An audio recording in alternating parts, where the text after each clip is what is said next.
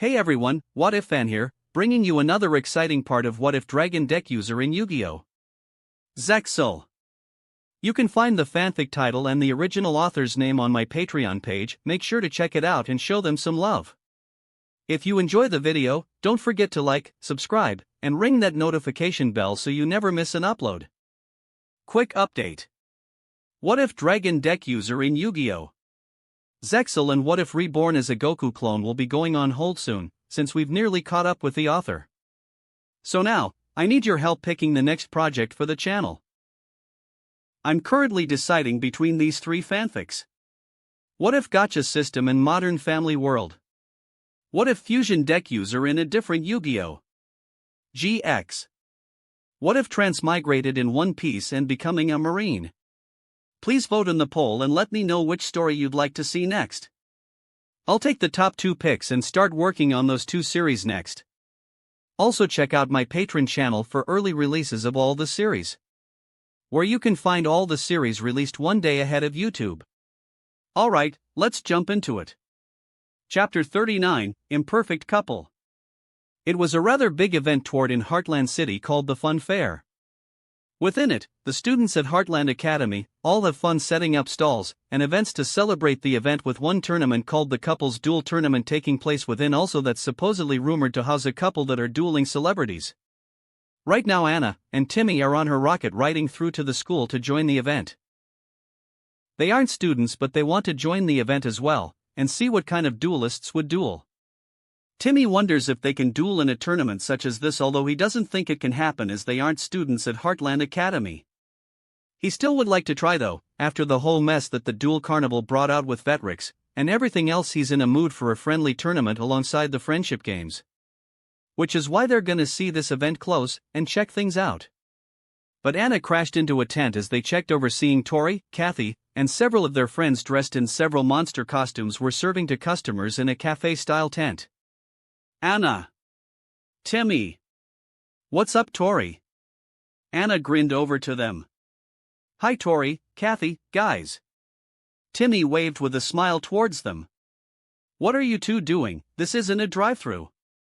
Anna and Timmy turned to see Yuma in his costume, and they both couldn't help but start laughing. Yuma.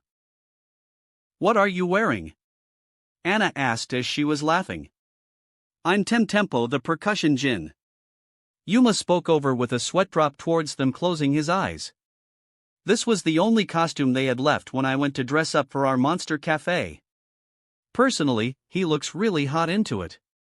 Kathy, who was wearing some sort of beast-type monster costume with a dreamy smile on her face, feeling more in love with her boyfriend seeing it.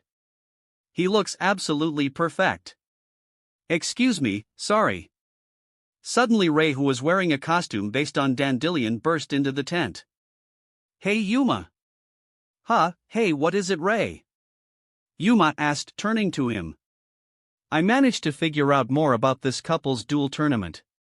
The ones who are gonna be hosting it are a husband and wife team.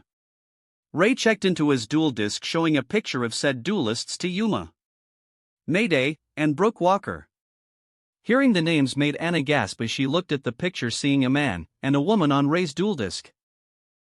The man is wearing a brown jacket with a yellow shirt and having a pair of goggles around his neck, having dark blue hair with lighter blue bangs on his hair along with a blue lens dual gazer.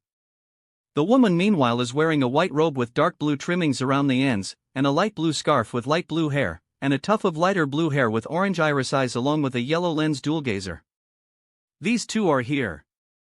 She haven't had a chance to talk to them or see how they are doing ever since she had visited them at their wedding a while back when she caught the bouquet, and it had the spell Devoted Love within it. She isn't sure what use that spell has, but Brooke told her she might think it's worthless now, but one of these days it will be really valuable to her. She is still waiting for that day to come, but kept it in her deck in case the chance arises. They are a team who won a ton of tournaments together in the past. Ray explaining about them snapped her out of her thinking. This could be a golden opportunity for you to show how far you're going, Yuma.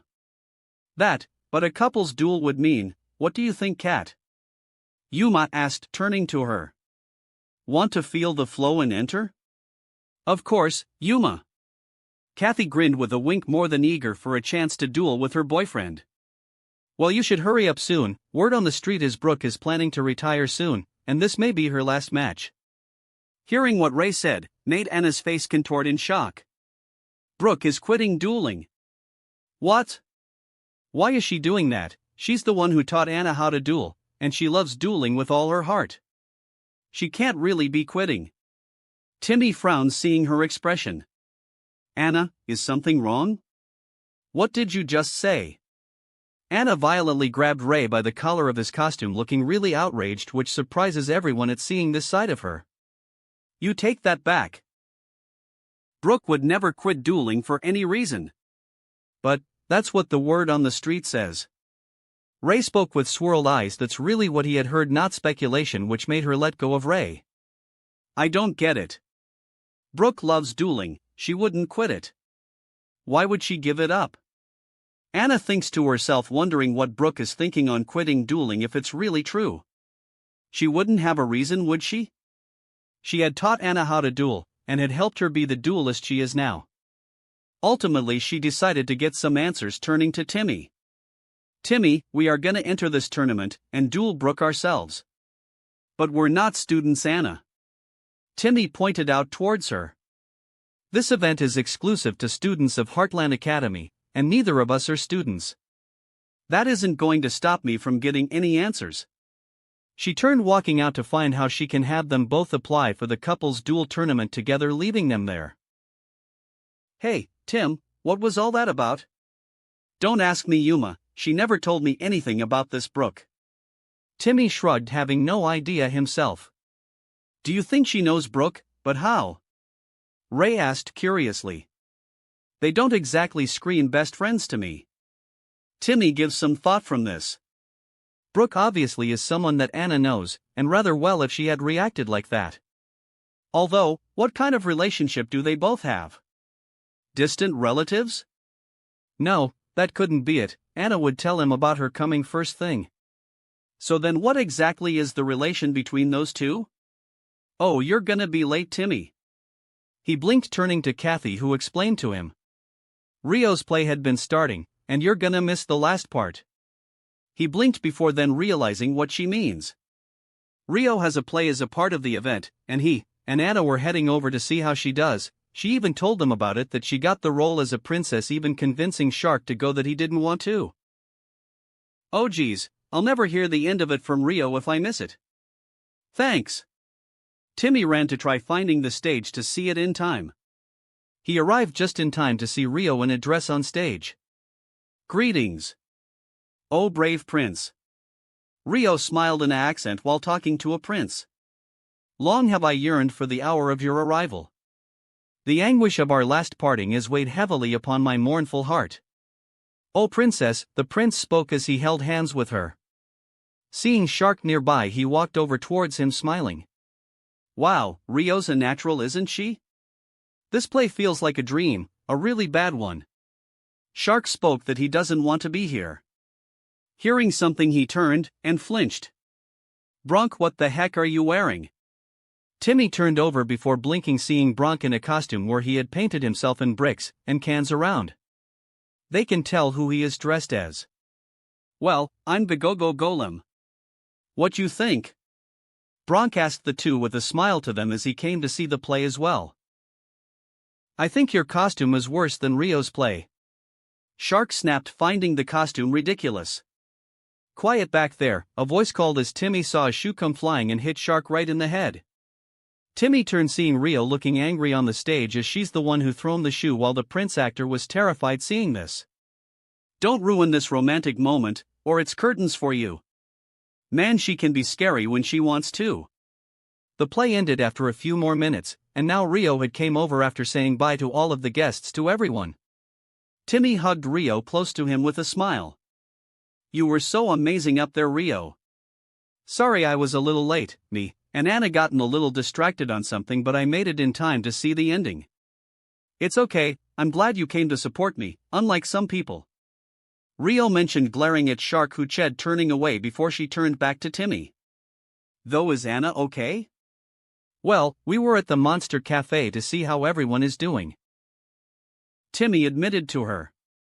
Then Ray came in and told Yuma about the couple's duel tournament that is taking place a little later, and who is hosting the event are Mayday and Brooke Walker, who are a husband and wife dueling team. When he mentioned Brooke is planning to retire, though, Anna looked really mad and against it.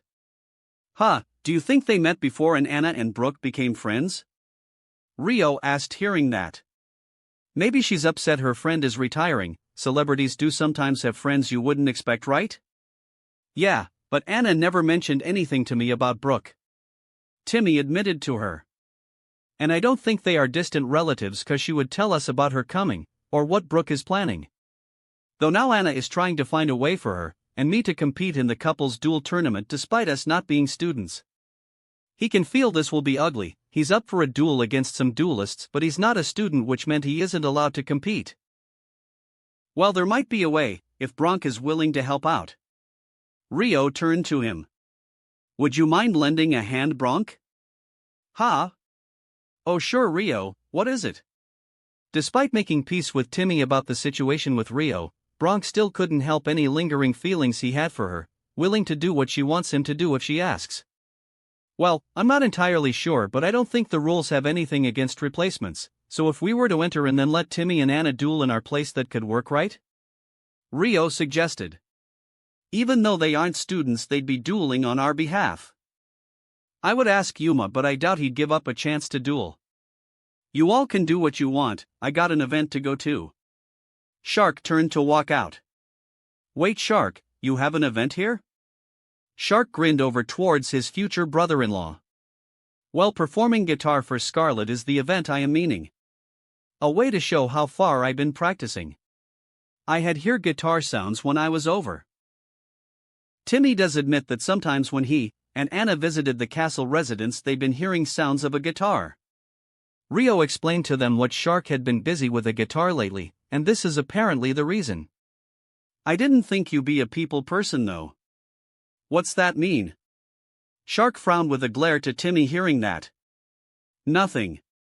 Timmy shuddered. He means you're not exactly the most pleasant person, Reginald, though I am looking forward to hearing you play. Rio smiled. So they all headed over, and together they all watched seeing Shark playing guitar for the female idol that Jirag was interested over as she sang the song Take a Chance Over, as they are all in awe of the performance, but mostly for Timmy, Rio, and Bronk. Shark's guitar performance, managing to play hard solos and perform a nice guitar riff, eventually ending on a high note together. Wow, he's really good. Bronk admitted. Yeah, definitely. Timmy spoke in awe seeing his guitar performance. Shark had his arms crossed, grinning as he headed to the three where Timmy spoke to them. That was amazing, Shark, you are amazing as a guitar player. Had been practicing. Shark shrugged over, not caring about the praise. Well, I think you're a great guitarist, Reginald, you should play more often. Rio smiled. Poof. Shark crossed his arms from it as they all walked out. While they are having their fun, Ray and Yuma had a secret meeting together where he said to Yuma that this fair would be the perfect opportunity for the Barians to attack, instructing him to keep a close watch that Yuma does so, taking it as an excuse to eat fair food. Lotus from the Agriculture Club had told Caswell that his plant is formal but sophisticated like he is, thinking it's adorable that Caswell blushes it, while Carlisle had caught Flip giving away fake concert tickets for their rarest cards, and Art Stanley had been showing off his comics towards all students. And now Rio, Timmy, Shark, and Bronk are discussing things, wondering what to do next when someone stepped right in front of them. Hello there, guys. They looked, seeing Anna was there grinning, except she is wearing the Heartland Academy girl uniform. Huh, Anna, what are you wearing? Bronk asked as Timmy's eyes widened and he started to blush. I just enrolled as a student here, which means I can enter the couple's duel. Anna answered. With who, in case you forgot? Timmy isn't a student either. Shark pointed out as they turned to said boy who was blushing. Yeah. I'm still thinking about that, but now I can enter. Anna spoke over before blinking to Timmy. Anna, that looks good on you. Timmy blushed over to her. Her in a school uniform. She is definitely something here now. He can also see how big her assets are. Really good. He tries to look away from her chest while saying that. Ah, thanks, Timmy. Anna smiled, kneeling to give her boyfriend a hug. "You're such a gentleman." "Hey, Anna." She looked to Bronk, who explained to her. "Rio might have an idea how you and him can compete. There's nothing in the rules for replacements, so if me and Rio applied and said that you two are dueling on our behalf, it should be fine." "Wait, we could have done that? Why didn't anyone say so before I enrolled?" Anna asked them. "Because you were busy doing who knows what, and wasn't here when we figured that out." Shark spoke over, bluntly saying that. Anna glared at him before sighing. "Well, I guess I should unenroll then if we can just take Rio and Bronk's place." "Wait, maybe you could stay a student?" Timmy asked, blushing more. She blinked, turning to him as he admitted.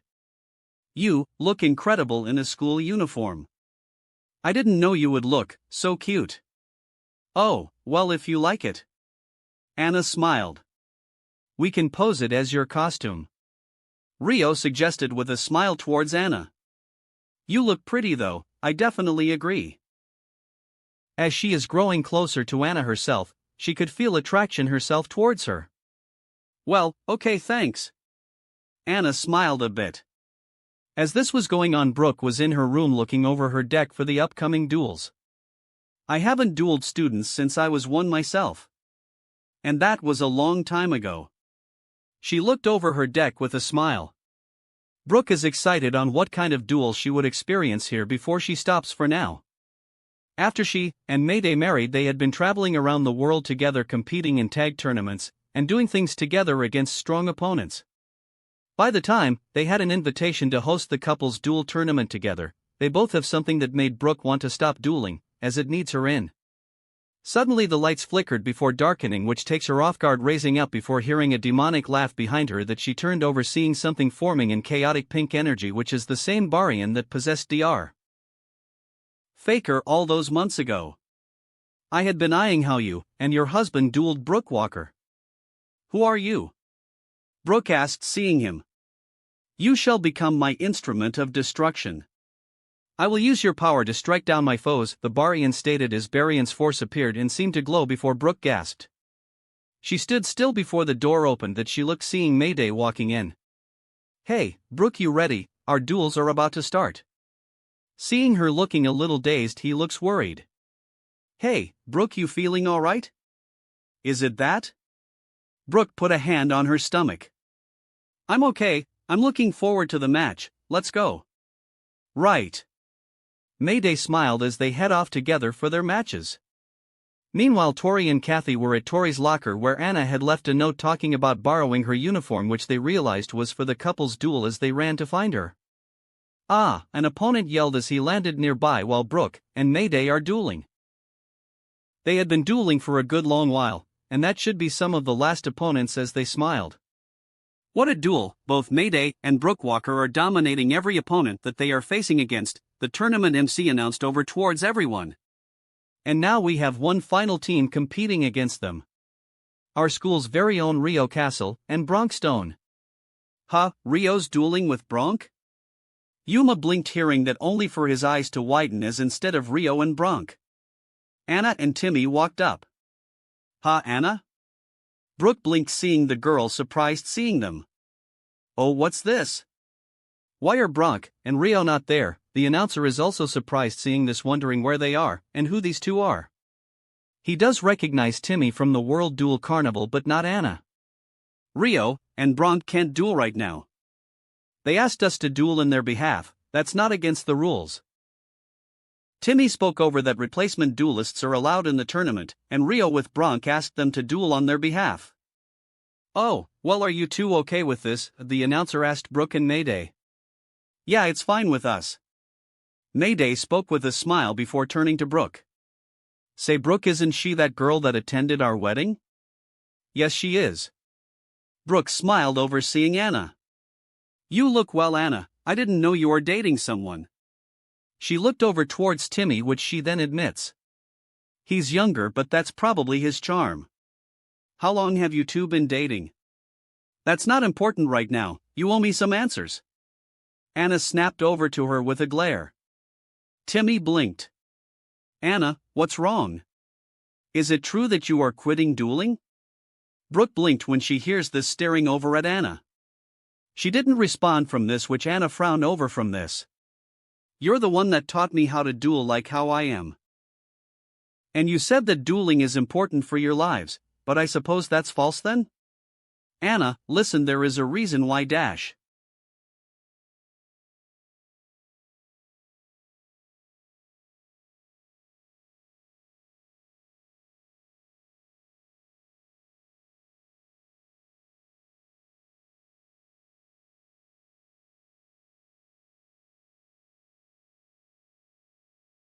I don't want to hear any excuses.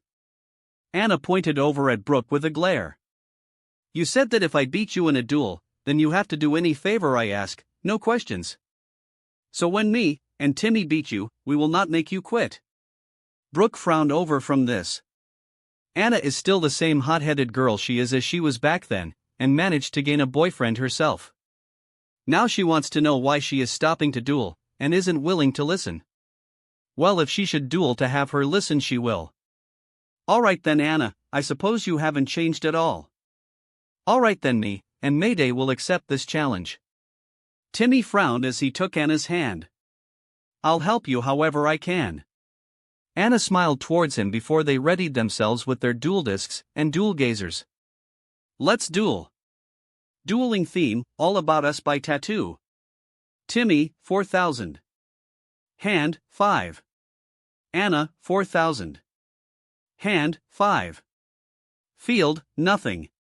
Mayday, 4,000. Hand, 5. Brooke, 4,000. Hand, 5. Field, nothing. Let the duel commence. Okay, duelists, a quick reminder of the rules before we begin. No sharing of strategy or hand. You may use whatever cards are on your partner's field, and cannot attack on all of your first turns. To win, you have to eliminate both duelists' life points. The announcer spoke towards the four of them. Does everyone understand? The four of them all nodded that they understood. Okay, seniority rules start, so Mayday Walker will start it off for us. While the announcer says this, Tori and Kathy ran over beside Yuma, Shark, Bronk, Rio, and Ray, seeing that Anna is already dueling. Oh hey you guys, you're just in time for the duel. Yuma grinned. Yeah, where Anna stole my uniform. Tori spoke, still a bit angry from it. Wait, she stole your uniform? Rio blinked. Well, we should get her one for real. Mayday, first turn. Okay then kids, my turn first. Mayday grinned, taking a card. Alright, I start off by activating Balloon Party. A spell appeared showing of hot air balloons with faces on them. Balloon Party. Normal spell card. Special summon 2 balloon tokens, machine type /win /level 1 /ATK 0 /def 0. I can summon 2 balloon tokens to my field. 2 hot air balloon crafts rose up on the field like what the spell shows. Attack position. Balloon token x2. Wind. Level 1. Machine /token. ATK 0. Def 0. Special summoned by the effect of Balloon Party. 2 tokens, he's planning to summon a high-leveled monster. Timmy spoke, seeing this. They need to be careful. Caswell frowned. Brooke and Mayday are really strong. And now I contribute both tokens in order to summon a new monster. Both balloon tokens vanished as something starts to lower down from the sky. Say hello to indestructible airship Hindencraft. Lowering down was a blimp-like aircraft that has a golden statue on it alongside wings and special motors around it. Attack position. Indestructible airship Hindencraft. Wind. Level 10. Machine /effect. ATK 2900. Def 2000. You can special summon this card from your hand by tributing 2 tokens. When a level 10 or higher monsters is normal or special summoned, except during the damage step, you can change all level 9 or lower monsters on the field to face-up defense position. When a monster other than this card is changed from face-up attack position to face-up defense position, its def becomes 0. The name was not lost on Timmy, who blinked. Hindencraft, is that card supposed to be like the Hindenburg that was destroyed while trying to dock New Jersey in 1937? As someone who knows a bit about history, he is sometimes surprised or taken off guard when cards based on tragic events in the past would make an appearance in duel monsters such as this monster. Although this is one of the less known tragic events to him, as he had done a lot of history lessons, and there are other tragic events than the destruction of the Hindenburg. Anna, however, doesn't know what he means, since this kind of tragedy didn't happen in this world. "Huh, do you know what Timmy's talking about?" Yuma asked the others. They all shrugged from this. "Timmy, what do you mean?" Timmy blinked, seeing Anna's confused look, which he spoke to her. "Oh, sorry, I'll tell you later." Timmy assures her, smiling, that she smiled back.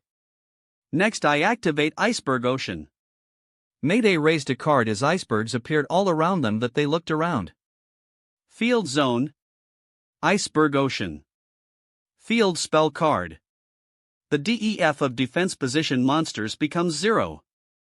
Level/rank 10 or higher monsters cannot be destroyed by card effect. Also, those monsters can inflict piercing battle damage if they attack a defense position monster.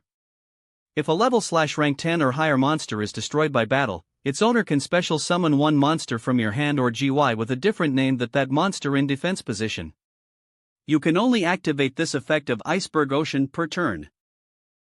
As long as this card's on the field, all monsters in defense position lose all of their defense points. Mayday explains to them. Monsters that are level 10 or higher, and XYZ monsters sharing 10 ranks or more can't be destroyed by effects, and can deal piercing damage. If a monster of those stats is destroyed in battle, we can summon a monster that's a different name than that card from our hands or graveyard in defense position.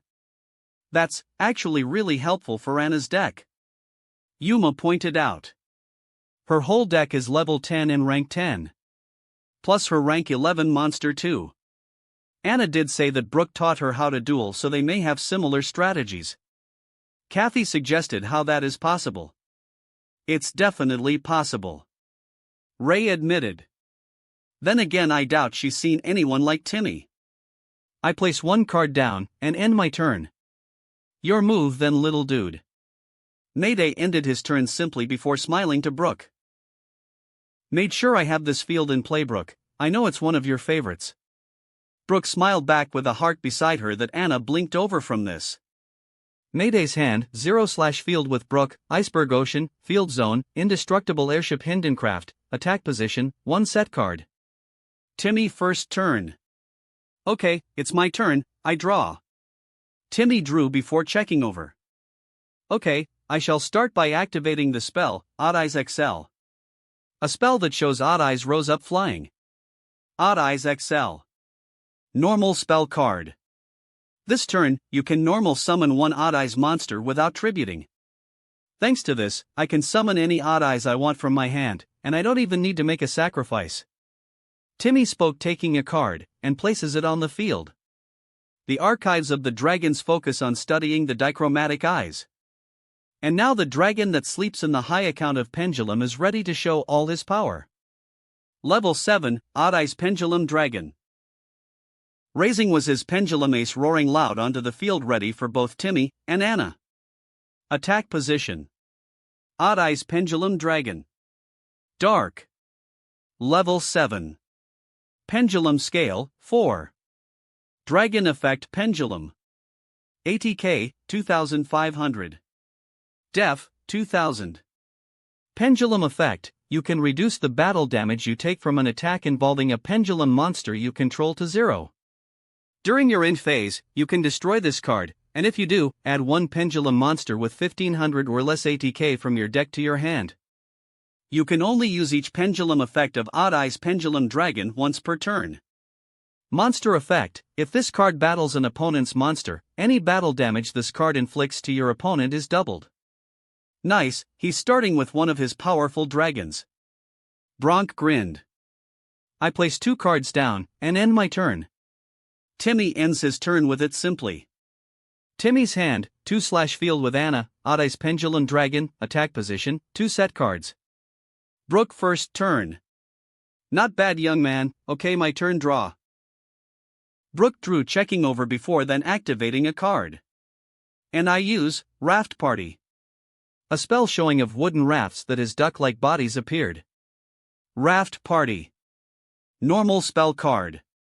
Special summon 2 raft tokens, aqua type /water /level 1 /ATK 0 /def 0. Also monsters you control cannot attack this turn. I summon 2 raft tokens to my field in exchange for my monsters not allowed to attack for the rest of the turn. Brooke explained as 2 rafts rose up. Attack position. Raft token X2.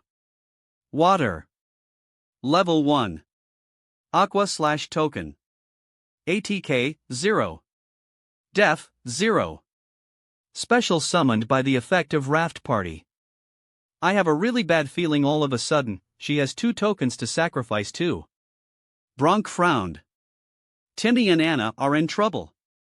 The 2 vanished as Brooke summons a card. Now I sacrifice these 2 tokens to summon a batter boat. Unsinkable Titanica.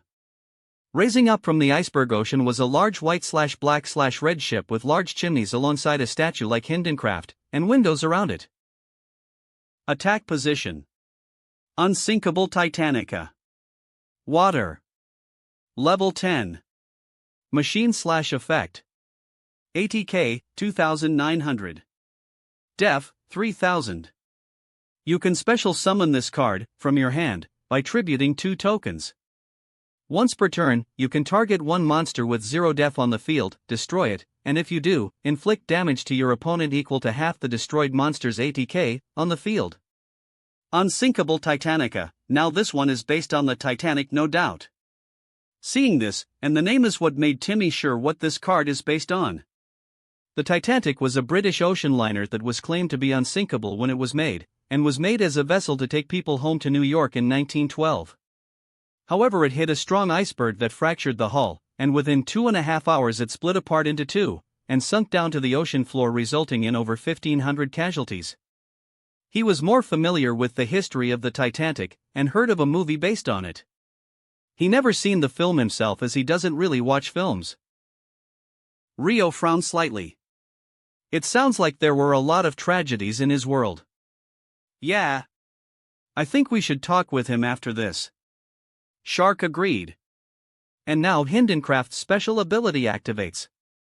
When a level 10 monster is summoned, all level 9 or lower monsters change to defense position.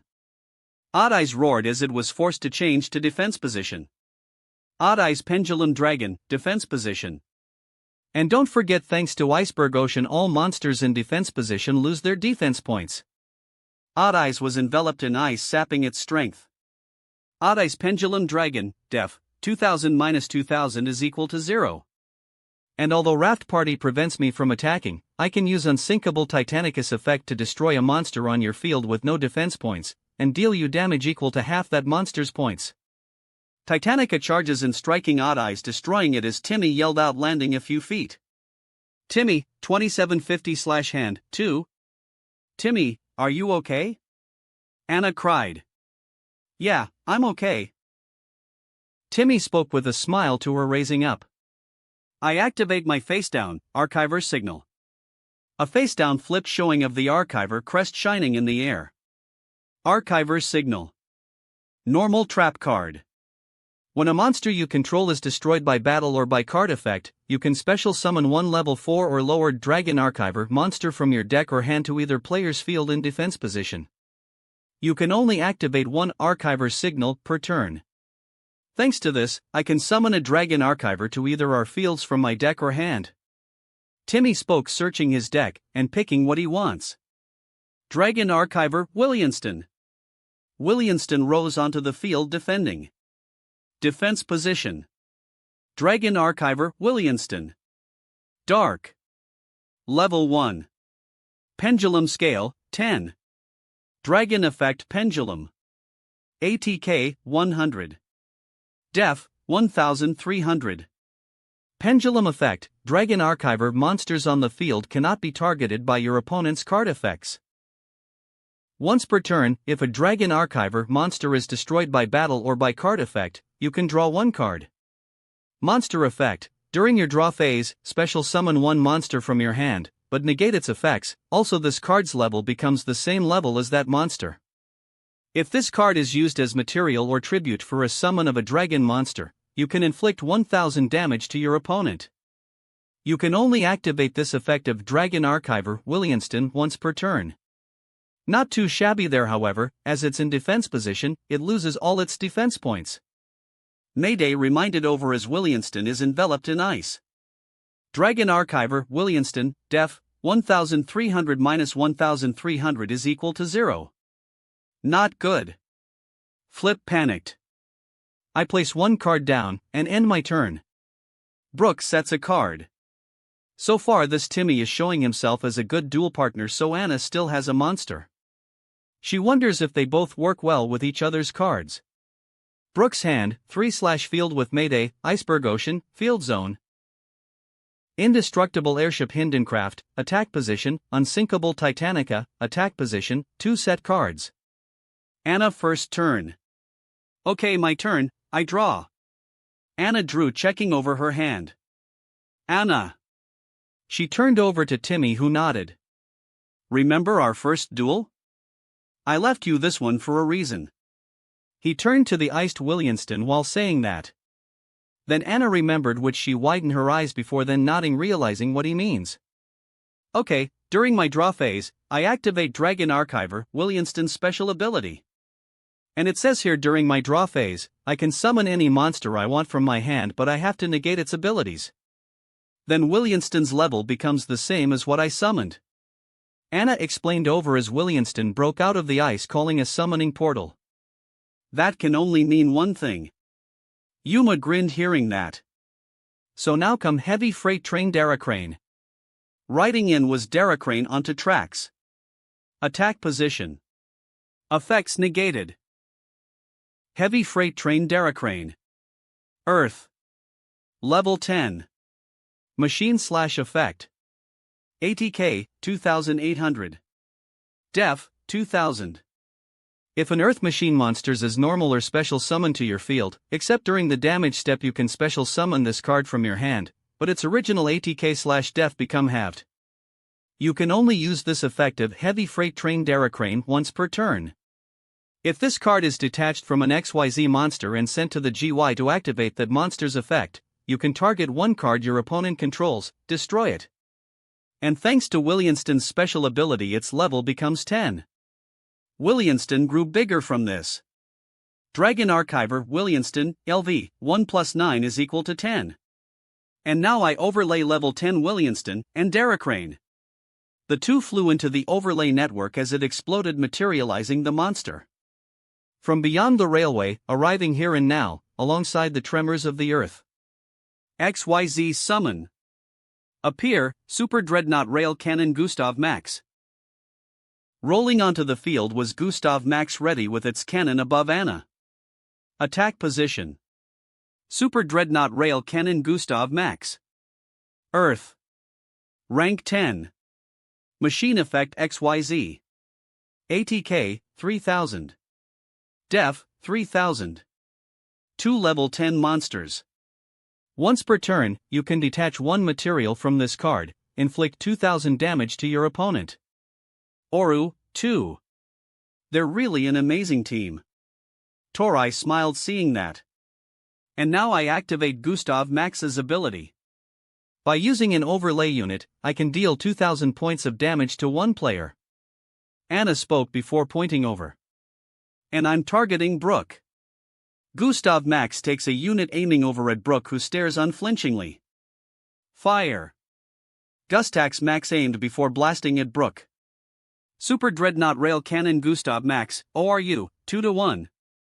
I activate Engagement Destiny. Mayday countered using his face down that shows of a man assisting a woman through a storm. Engagement Destiny. Quick play spell card. When another player would take damage from a card effect. Have that damage, also you take damage equal to the halved amount. When someone would take damage from an effect, I can split that damage in half for me to take. Gustav Max's blast split to 2, striking the 2 as Brooke yelled out. Brooke! He ran, catching her in time. Mayday, 3000/hand, 0, Brooke, 3000/hand, 3. Anna checked over her hand before setting 3 cards. I end my turn. Anna's hand, 2/field with Timmy, Super Dreadnought Rail Cannon Gustav Max, attack position /ORU, 1, for set cards. Timmy, 2750. Hand, 2.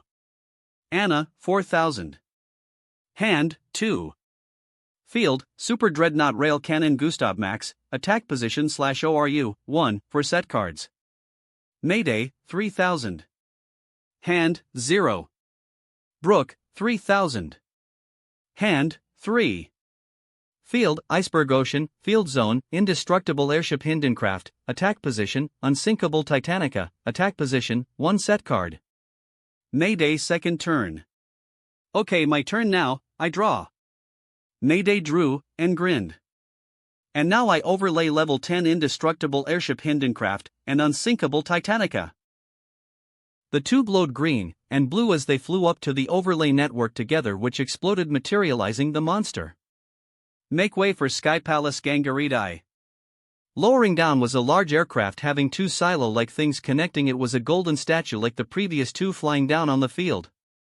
Attack position. Sky Palace Gangaridai. Wind. Rank 10. Machine Effect XYZ. ATK, 3400. Def, 3000. 2 level 10 monsters. You can detach 1 material from this card, then target 1 card your opponent controls, destroy that target, and if you do, inflict 1000 damage to your opponent. You can only use the effect of Sky Palace Gangaridai once per turn. Cannot attack the turn you activate this effect. Oru, 2. Okay, don't know what this one is based on. Timmy trailed off, saying that to himself that he doesn't know what this card is supposed to represent this time. It's stronger than Anna's monster. Rio frowned. Maybe, but didn't Timmy say Anna had something special she was working on? Kathy recalled. And now I activate Gangaridai's special ability. By using an overlay unit, I can destroy a card on your field and deal you 1000 points of damage. Mayday spoke as Gangaridai takes a unit aiming over at Gustav Max. Sky Palace Gangaridai, ORU, 2-1/ cannot attack this turn.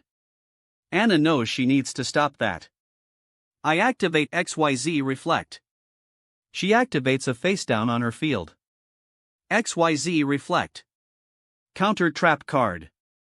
When a spell card, trap card, or monster effect is activated that targets a face-up XYZ monsters on the field, negate the activation, and if you do, destroy it, then inflict 800 damage to your opponent. When you target an XYZ monster on my field with a special ability, this card negate the effect, destroys the card that's using it, and deals 800 points of damage. Counter Trap open. Anna widened her eyes as Brooke activated her set card. 7 Tools of the Bandit. 7 Tools of the Bandit. Counter Trap card. When a trap card is activated, pay 1000 LP. Negate the activation, and if you do, destroy it. I pay 1000 points to negate a trap card, and destroy it. Brooke glowed as she lost points while XYZ Reflect shattered. Brooke, 2000/hand, 3. Not good. Yuma mentioned nervously. Gustav Max shattered as Anna yelled out, flying up. Anna, 3000/hand, 2. Anna. Timmy ran over, grabbing her like Mayday did with Brooke landing on the group. You really found a special guy, Anna. Brooke smiled seeing that. You okay, Anna? Yeah. Anna raised up, nodding to Timmy, smiling as she gets up, helping him up. When Sky Palace uses its ability, it cannot attack. Mayday spoke to them before setting a card. I end my turn with 1 card face down. Mayday's hand, 0/field with Brooke, Iceberg Ocean, Field Zone, Sky Palace Gangaridai, attack position /ORU, 1 set card. Timmy second turn. My turn, I draw. Timmy drew, checking before showing a card. And I used the spell, Hiring Archive. Hiring Archive. Normal spell card. If you control no Dragon Archiver monsters in the Pendulum Zones, special summon 2 level 4 or lower Dragon Archiver monsters, 1 from your deck and 1 from your GY, to either player's field. You cannot special summon monsters from the extra deck except Dragon monsters the turn you activate this card. During either player's turn, if a Dragon Archiver monster is targeted for a card effect, you can banish this card to negate the activation. You can only activate one Hiring Archive once per turn. With no Dragon Archivers in my Pendulum Zone, I can summon 2 Dragon Archivers that are level 4 or lower from my deck and graveyard to either our fields. Pendulum Zone? Mayday asked, blinking, hearing that. Brooke, you know what he's talking about? No, but did he say he can summon a monster to our field? Brooke asked, hearing that.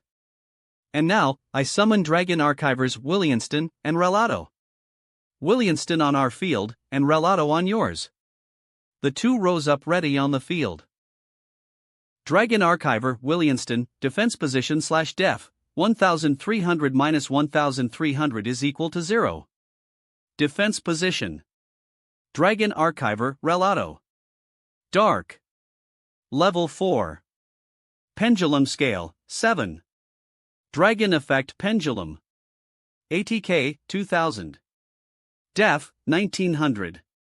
Pendulum effect, Dragon Archiver monsters cannot be targeted by your opponent's card effects. Once per turn, if your opponent doesn't control a Dragon Archiver monster, you can target one monster on the field, negate its effects until the end phase. Monster effect, when this card is summoned, target one level 4 or lower monster your opponent controls, take control of that target until the end phase. If this card is used as material or tribute for a summon of a dragon monster, your opponent cannot target the summon monster with card effects. You can only activate this effect of Dragon Archiver Relato once per turn. Dragon Archiver Relato, def, 1900 minus 1900 is equal to 0. Since Relato was summoned, you both are forced to pick a monster that's level 4 or lower on our side, and take control of it. Timmy added over to them. Huh, why would he do that? Now they don't have any monsters or any way to protect their life points. Bronk frowned. He should have summoned them the other way around. I activate my face down, archiving employment. Timmy shows his reason. Face up. Studying of the archives. Continuous trap card. Activate this card when your opponent activates a Dragon Archiver monster's effect. All monsters on the field that are special summoned using a Dragon Archiver monster as material, or that are ritual summoned by tributing a Dragon Archiver monster are treated as Dragon Archiver monsters. Once per turn, if a player activates the effect of a Dragon Archiver monster except to activate this card, their opponent can draw one card, and if that card is a spell/trap card, they can add that card to their hand, otherwise send that card to the GY. Since you both are using the effect of a Dragon Archiver, I can use this card. Timmy explained before Williamston flew to their field. Next I use Archive Draw, he reveals another reason with his next card. Archive Draw. Normal spell card. If you control no special summon monsters, draw one card equal to the number of special summon monsters your opponent controls, and if you do, for the rest of the turn after this effect resolves you cannot summon any monsters except dragon monsters. During your main phase, you can banish this card from your GY, special summon one Dragon Archiver monster from your hand to your opponent's field, and if you it is unaffected to spell/trap effects. You can only activate one Archive Draw once per turn. With no special summon monsters my field, for every monster you have that is special summoned, I draw a card. Gangaridai, Relato, and Williamston glowed as lights entered Timmy's deck as he drew 3 cards. Thanks to it, I draw 3 cards now. Anna smiled. Timmy, you're amazing. Timmy smiles to her before taking a card. Well, here's another spell card, Archiver Fusion. Archiver Fusion. Normal spell card. Fusion summon one Dragon Fusion monster from your extra deck by using Dragon Archiver monsters from your field, hand, or either player's field. During your battle phase, if you control 2 Dragon Archiver monsters in the Pendulum Zones, you can banish this card from your GY, and target one monster you control. That monster can make a second attack on monsters this turn. You can only activate this effect of Archiver Fusion once per turn. I can fusion summon using any dragon archiver from the field or hand, including those you control. Both of the monsters on the walker's field flew up into the fusion portal together. Fusion using our monsters? Mayday asked in shock, seeing that. The archives of the dragons focus on studying the poisonous fangs. And now the dragon that sleeps in the hell beneath the petals is ready to give terror. Fusion summon. Level 8, Starving Venom Fusion Dragon. Raising up with Starving Venom roaring above Anna, and Timmy ready to battle. Attack position. Starving Venom Fusion Dragon. Dark. Level 8. Dragon Effect Fusion. ATK, 2800. Def, 2000. 2 dark monsters on the field, except tokens. If this card is fusion summoned, you can make this card gain ATK equal to one opponent's special summon monster, until the end of this turn. Once per turn, you can target one level 5 or higher monster your opponent controls. Until the end phase, this card's name becomes that monster's original name, and replace this effect with that monster's original effects.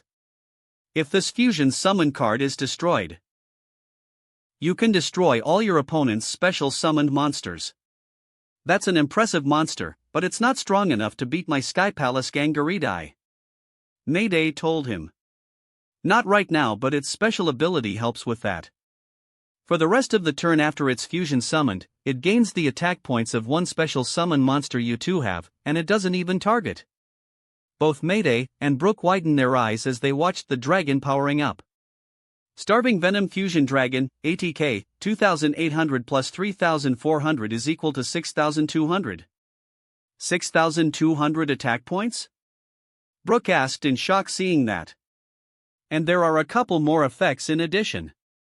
Since Relato was used to summon a dragon, you two can't target it with special abilities. It glowed bright as Starving Venom glowed. Starving Venom cannot be targeted to card effects. And since Williamston was used, one of you two takes 1000 points of damage. I'm picking Mayday for this. Timmy pointed over as Starving Venom blasted over at Mayday, who yelled out at being hit. Mayday, 2000/hand, 0. And thanks to 7 tools this attack can take out either of them. Bronk realized. Yeah, but it would be smarter to attack Sky Palace Gangaridai. Shark pointed out.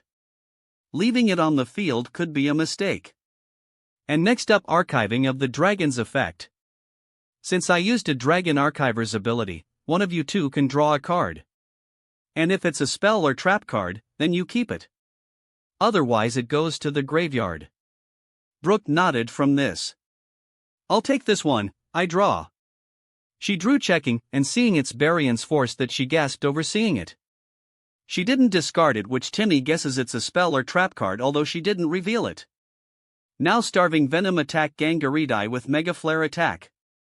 The dragon readied blasting over at Gangaridai as it moved in. Mayday, knowing he needs to do something, activates a card. I activate my face down, Love Conquers All. Love Conquers All. Normal trap card. When your opponent's monster declares an attack, target one monster you control. That monster cannot be destroyed by battle or by card effect this turn. Also, one player gains LP equal to half the ATK of the target. It prevents Gangaridai's destruction, and give half its attack points to Brooke. Brooke glowed as she recovered points, but the XYZ monster was hit that Mayday yelled out, landing on the field. Mayday, 0000/hand, 0, that eliminates Mayday from the duel, leaving Brooke by herself. Brooke, 3700/hand, 4. Are you okay? Timmy asked, seeing that. Yeah, I'm fine. Mayday assures him as he sat up. Timmy nodded, smiling before checking and placing one card down. I end my turn here. Starving Venom Fusion Dragon, ATK, 6200 minus 3400 is equal to 2800. Timmy's hand, 1/field, Starving Venom Fusion Dragon, attack position / cannot be targeted by card effects, archive of the dragons, face up, 3 set cards. Brooke's second turn. It's my turn, I draw. Brooke drew before her eyes grew blank, and the Barian emblem appeared on her forehead. An effect that alarmed Timmy and Anna together as she takes the card. I activate Rank Up Magic Barion's Force. Rank Up Magic Barion's Force. Normal spell card. Target one face-up XYZ monster you control, special summon from your extra deck, one number C or CXYZ monster with the same type as that monster you control but one rank higher, by using it as the XYZ material. This special summon is treated as an XYZ summon. XYZ materials attached to it also become XYZ materials on the summoned monster. Then, if possible, detach one XYZ material from a monster your opponent controls and attach it to the summoned monster as an XYZ material. This card allows me to evolve one XYZ monster on my field into a Chaos monster. Gangarite glowed chaotic pink as it flew into the overlay network. Go, Chaos XYZ Evolution. Barion's Force?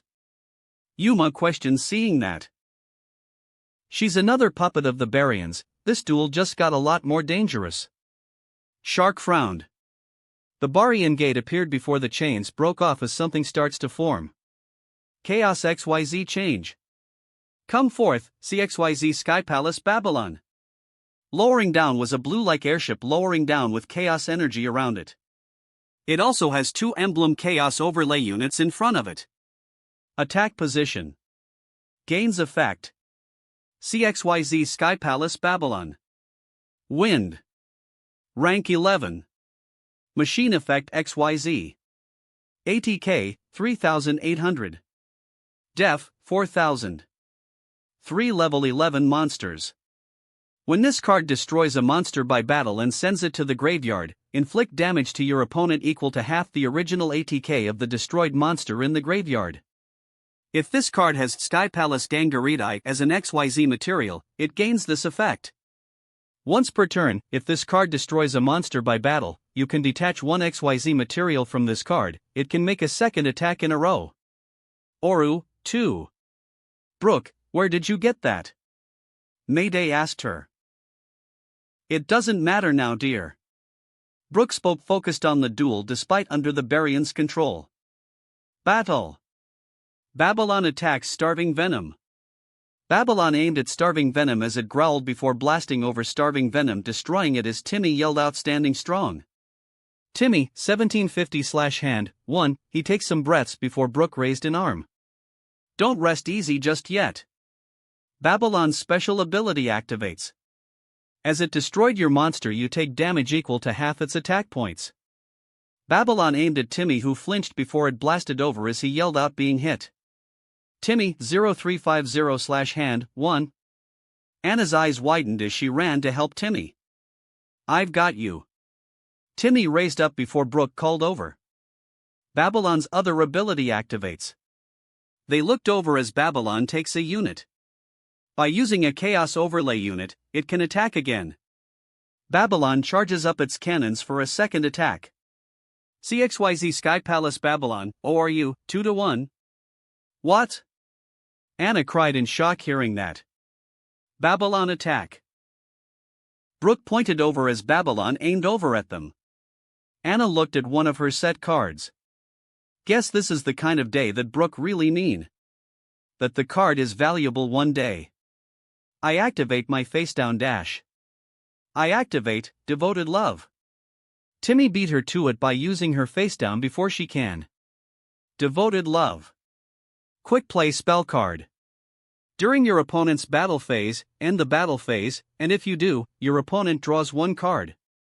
During the end phase of this turn, your life points become 0. Timmy. Anna gasped seeing him do that. When this card activates, the battle phase is immediately over. Timmy called as Babylon uncharged its attack, moving back to a shocked Brooke despite under the Baryon's control had seen Devoted Love been activated. Then Anna can draw a card. But during the end of the turn, Timmy loses all his life points. Tori finishes what Kathy was saying, stunned he had used a card such as that. Timothy is placing all of his trust in Anna. Astral noted. Timmy turns over to Anna, who looked shocked that he had beat her to use the spell, and now he will be paying the price. He gently smiled over to her. Brooke is a friend dear to you, Anna. It's only right that you be the one to free her from Baryon. Timmy. Anna whispered with a few tears before hugging him close. Thank you. Timmy smiled, hugging her back before she pulled away, drawing, and see she had drawn Argent Chaos Force. I end my turn. Brook spoke, which forms Timmy's defeat as he stared as explosions struck him as he yelled out, landing nearby. Timmy, 0000/hand, 1. Timmy! Rio cried, seeing that. Brook's hand, /field, iceberg ocean, field zone, CXYZ Sky Palace G Babylon, attack position /gains effect /ORU, 1. Anna's second turn. Anna stares at Timmy, who looks up before smiling to her, which she sniffed with tears before hardening her look, turning over. My turn, I draw. She drew, checking over before nodding. I activate XYZ Reborn. XYZ Reborn. Normal trap card. Target one XYZ monster in your GY, special summon it, and if you do, attach this card to it as material. So now I summon back Gustav Max. Gustav Max rose up ready on the field. Gustav Max, attack position /ORU, 1. Then I activate XYZ Shift. Anna activates another face down, this time the one Timmy left behind. XYZ Shift. Normal spell card. Tribute one XYZ monster, special summon from your extra deck, one monster with the same type, attribute, and rank as that tribute monster had on the field, but with a different name, and if you do, attach this card to it as an XYZ material. During the end phase, send it to the graveyard. You can only activate one XYZ Shift per turn. I sacrifice Gustav Max to summon another XYZ monster from my extra deck that's the same type, attribute, and rank, and attach this spell as an overlay unit, but I have to send it to the graveyard at the end of the turn. Anna spoke as Brooke stared before Gustav Max was sacrificed. Come to the field, number 81. Super Dreadnought Rail Cannon Super Dora. Her large number rose up onto the field ready against Babylon. Attack position. Sent to the GY at the end of the turn. Number 81, Super Dreadnought Rail Cannon Super Dora. Earth. Rank 10. Machine Effect XYZ. ATK, 3200. Def, 4000. 2 level 10 monsters. Cannot be destroyed by battle, except with a number monster. Once per turn, quick effect, you can detach one material from this card, then target one face-up monster on the field. That target is unaffected by card effects, except its own, until the end of this turn. Oru, 1. Her number, but it's not powerful enough. Yuma frowns seeing that. Anna stares over at Argent Chaos Force. She can still remember the pain and agony she had felt when she used this card for the first time.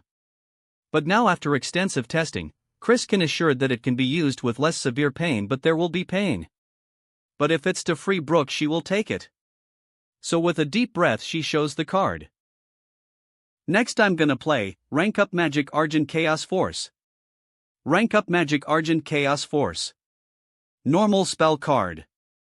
Target one rank 5 or higher XYZ monster you control, special summon from your extra deck, one number C or CXYZ monster that is one rank higher than that monster you control, by using that target as material. This is treated as an XYZ summon. Transfer its materials to the summoned monster. When a rank 5 or higher XYZ monsters is special summoned to your field while this card is in your GY, except during the damage step, you can add this card to your hand. You can only use this effect of Rank Up Magic Argent Chaos Force once per duel. By taking a rank 5 or higher XYZ monster on my field, I can summon a Chaos XYZ monster from my extra deck, and summon it by using the monster on my field. Anna called as she winced from some pain but endures it as Super Dora shot into the overlay network. Go, Chaos XYZ Evolution. I XYZ summon, lay the rails that lead to the unending chaos of the future and lead the charge into the unknown. Come forth, Chaos number 81, Super Dreadnought Rail Cannon Gigadora. Lowering down on hover pads was Gigadora lowering down against Babylon. Attack position. Gains effect. Number C81, Super Dreadnought Rail Cannon Gigadora. Earth. Rank 11. Machine Effect XYZ. ATK, 3800. Def, 4200. 3 level 11 monsters. Cannot be destroyed by battle, except with a number monster. During your main phase, you can detach one material from this card, inflict 400 damage to your opponent for every machine monster in your GY. If this card has number 81, Super Dreadnought Rail Cannon Super Dora as material, it gains this effect. During either player's turn, you can detach one material from this card. This card gains 1000 ATK until your opponent's end phase. Also, this card is unaffected to other card effects until that end phase. You can only activate each effect of number C81. Super Dreadnought Rail Cannon Gigadora once per turn. Oru, 2. Their monsters are even. Bronk cried seeing that. Everyone is more paying attention to the chaos number. They all haven't seen this card yet, and had been told of a project that Anna is trying to do, which is control it, and use it without fainting. Timmy moved to try and support Anna. Are you okay? Yeah. Anna assures him before then calling. I activate Gigadora's special ability. I use an overlay unit to deal you 400 points of damage for every machine in my graveyard. I have Gustav Max and Daracrane in my graveyard already, so that's 800 points of damage. Gigadora aimed blasting Brook, who grunted from the effect. Brook, 2900/hand, 4, and I activate Limiter Removal. She reveals another spell. Limiter Removal. Quick play spell card. Double the ATK of all machine monsters you currently control until the end of this turn. During the end phase of this turn, destroy those monsters. The attack points of all monsters on my field are doubled. Gigadora powered up hugely against Babylon. Gigadora, ATK, 3800 times 2 is equal to 7600. 7600 attack points. Brook gasped seeing this. She did it. Bronk grinned. Anna then pointed over. Now Gigadora attack Babylon. Gigadora aimed blasting over and destroying Babylon as Brook yelled out, launched into the air, quickly caught by Mayday as the Barian emblem on her shattered. Timmy, 0000. Hand, 1. Anna, 3000. Hand, 2. Field, number C81, Super Dreadnought Rail Cannon Gigadora, attack position /ORU, 1/gains effects /ATK, 7600, Archive of the Dragons, face up. Mayday, 0000. Hand, 0. Brook, 0000. Hand, 4. Field, Iceberg Ocean, Field Zone. Timmy and Anna wins. Anna, you've done it. Timmy smiled seeing this. Despite what he had went through, he's proud of Anna. Anna hugged him tightly before turning. Brook, are you okay? Brook slowly sits up, rubbing her head. What happened? I was about to start my turn, but it all turned blank. It's a long story, but Brook, why are you retiring from dueling? You love it. Anna told her. Brook looked over to her, and then towards Timmy, who was looking at her too. Then she sighed. Now that Anna won, she has to do her a favor, and this would be that favor, and to explain why she is leaving dueling. Anna, let's talk elsewhere, not here. Anna blinked but nodded. All right. So they all rose up. It took a good 30 minutes when the sun is setting that Brook, Mayday, Anna, and her friends all had gathered in an area to themselves where both Brook and Mayday can explain themselves to Anna about why she's leaving dueling. Brook then turned to Anna with a smile. Now Anna. I'm sure you want to know why I am retiring from dueling. Well, the truth of the matter is that you heard wrong. I'm not retiring from dueling, I'm just taking a break from it. Huh, a break? But why? Anna asked, frowning. You love dueling almost as much as you love Mayday. Well, you really want to know? Brook asked her with a smile if she's really sure. Yes, I do. Anna nodded. Brook smiled, offering a hand to Anna. Curious, Anna took her hand. Brook guides it down as she smiles at Anna, placing her palm flat on her tummy, staring over for Anna to get the picture. Seeing this, almost everyone with Anna widened their eyes with gasps, while Tori and Kathy covering their mouths stunned seeing this, while Rio looked shocked. Brook, you're Anna started as her eyes widened and she started tearing up. That's amazing. Brooke gently pulls her into a hug, smiling as she closes her eyes. I'm sorry for not telling you sooner. You aren't easy trying to get a hold of, but I am taking a break from dueling for their sake. I understand, you'll be an amazing mom, Brooke, you'll have one of the luckiest babies in the world. Anna smiled, hugging Brooke back. Wow. Timmy trailed off, shocked seeing this. Well, how about that? Of all the reasons he had been expecting, he had been thinking of that one the least. But since it's both Brooke and her husband now, it makes a whole lot of sense, and he should have thought of this much earlier. Rio blushed a bit as she smiled, taking his hand. It's a great thing, right? Yeah, it is. Timmy smiled. Anna then pulled away, looking at Brooke, who blinked seeing her look. Brooke, promise me this. Once in a while, come on back for a visit so we can see how you are doing. Brooke blinked but chuckled, figuring she should have expected that. Of course, Anna, whenever me and Mayday are able to, we will come back for you. Anna smiled warmly, only for Mayday to pause. Anna, your boyfriend seems kind of close with that other girl, he mentioned as Anna noticed Rio and Timmy holding hands. Anna only smiled. It's fine, Brooke, we are also together with her.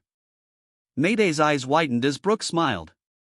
Well, as long as you're happy, take care of each other. They all nodded from this. Chapter 40, Vector's Arrival. Right now Yuma is running down a pier at night. He had been notified by Ray that he is against a Barian agent and is hurrying on his way. When he tries to message him while near his location, he received a scream, so he hurried over, eventually reaching an area where a sphere field is active, and Ray looks to be losing a duel against a Barian in their true form. This Barian is wearing the purple cloak and has gray skin with magenta eyes. It was Vector. An annoying intrusion, we shall settle this quarrel later. Vector spoke with his eyes glowing, escaping through a portal. Wait, Vector. Ray called, but Vector left as the sphere field lowered down as Ray groaned, dropping to a knee that Yuma quickly went over to him. Oh man, hey Ray, are you alright? Yuma asked, trying to help support him. I should be fine. Listen, Yuma, that Barian is a wanted criminal.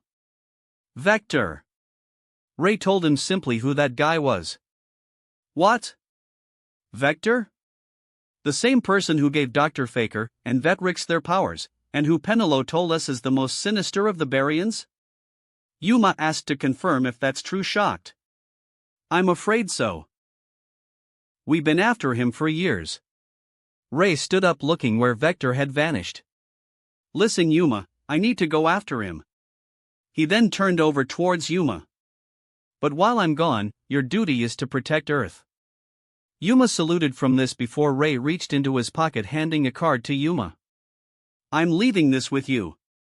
Yuma blinked, taking the card. It was a card called V Salamander, a Barian card like limited Barian's force. Why? You need all the help you can get. Ray answered. And I'm sure you remember that you can't tell anyone who gave you it. But Ray, we should tell Astral or Timmy, if they know you're one of the good guys. They can't know about me yet, Yuma. Ray reminded over to him sternly. If they know already, they will be in extreme danger. They will know about me soon, I promise. For now I need you to trust me. Well, that's a no-brainer. Despite how strange and wrong this looks, and feels, Yuma will trust Ray. He has already proven how much of a friend and ally he was from the duel with Jirag, so he will continue trusting him. Alright Ray, I won't tell them. Yuma promised. I'm counting on you. Ray saluted before leaving through a portal, leaving Yuma alone. Yuma watched Ray leave before looking at the Barian card he was given. Ray. Within Barian world, Duman and Mizar together are watching over thrones on large yellow crystals containing Jirag and Alito in both their Barian forms. This is already forming into a bad situation. Now there are 3 of them out of 7 after 2 were killed from mysterious circumstances, and 2 had already been defeated by Yuma and Timmy.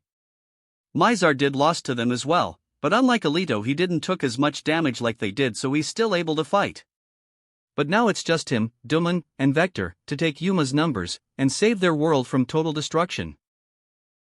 But there was also something else. Timmy, from everything adding up from the story the two had examined closely, was the savior of Barian world, and now this puts a large kink in their plans.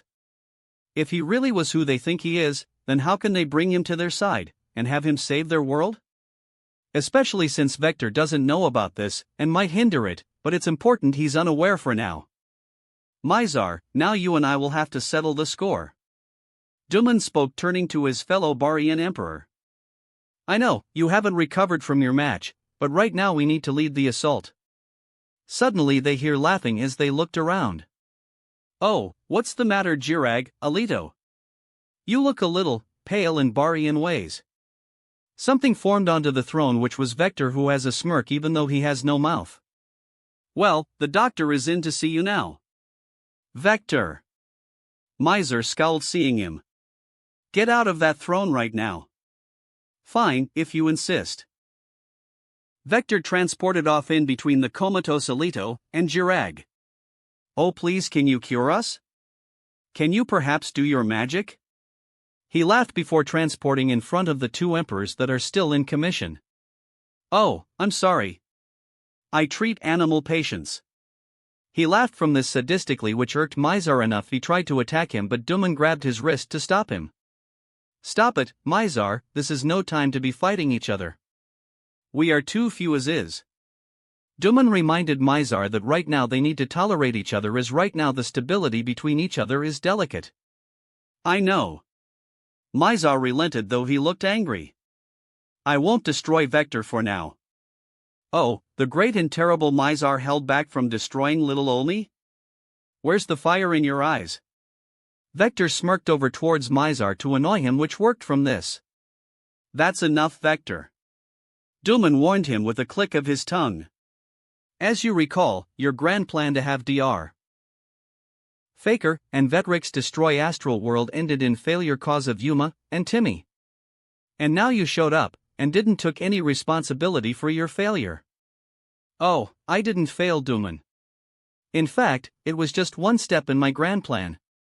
The grand plan to crush those two, and bring them to their knees. Vector spoke, shrugging over. It's all about to unfold onto them, and pretty soon, it will all end.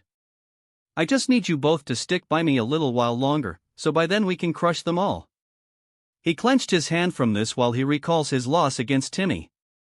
It really irks him he had to use Barian World's true power against him, and he still lost from it. Well, from this contingency plan he thought of on the dot, he will enact his revenge soon enough. And what of the prisoner you allowed to escape? Mizar questioned. Oh, what does it matter if she's escaped, and fraternized with them? She's still a half-breed, and poses no threat in the grand scheme of things. Like she can really be a threat. Vector spoke to them, shrugging, not seeming to care about Penelo right now.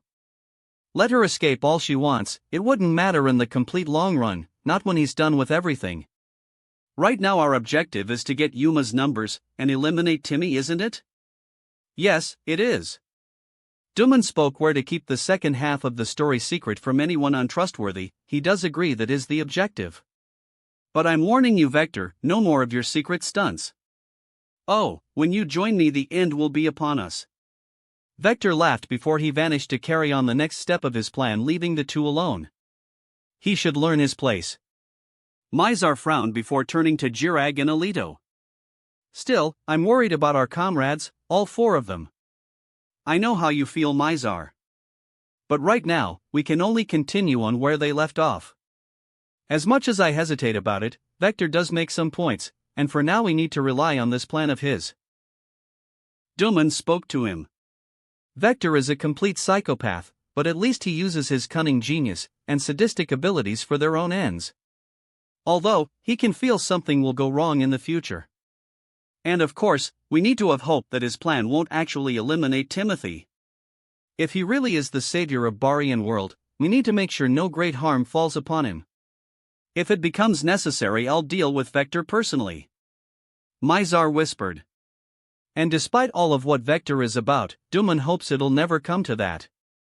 They are too few number as is, and Vector is a really useful asset for their situation right now, although if it becomes necessary, like Mizar said, they need to eliminate Vector if things go too far.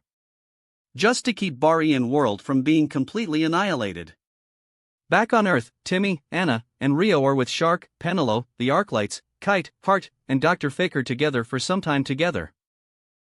Lately Byron had been looking on edge about something cause last night he had felt a familiar presence.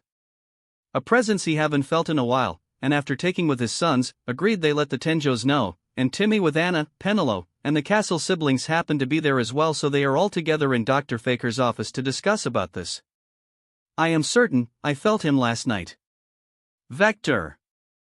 Byron spoke to them who he had sensed the night yesterday. He had met with the Barian once, but he can definitely remember him, the one who had given him, and Dr. Faker the power that Penelo identified. Why would he be here? You guys already beat him once. Rio pointed out. What was defeated before was a form he had taken in the human world, as the Barians cannot access their true forms without being a human form themselves, or in a sphere field. Chris spoke with a frown on what could be the reason. He must be here for revenge from us stopping him from back then. Well, whatever he's planning, we'll stop him. Anna pointed out. Well, Timmy, this'll mean he'll be coming after you. Thomas turned to said boy as he said this. If revenge is on his mind, then there isn't a doubt, he will be looking for you. That Timmy doesn't doubt, which he frowned. He can still recall the match back then. After he lost to Vetrix with Heraldry Crest taking Odd-Eye's Winged Dragon's power, he was still weakened but manages to duel Dr. Faker, and despite the powerful abilities and effects that his scrap cards combined with Hard Ear Th had, he still manages to battle in where Vector had taken over after Dr. Faker chose to stop the duel and leave to using Barian's force for the first time. But despite that, Timmy managed to win after Yuma freed Astral from the sphere field and allowed Timmy to use Shining Draw.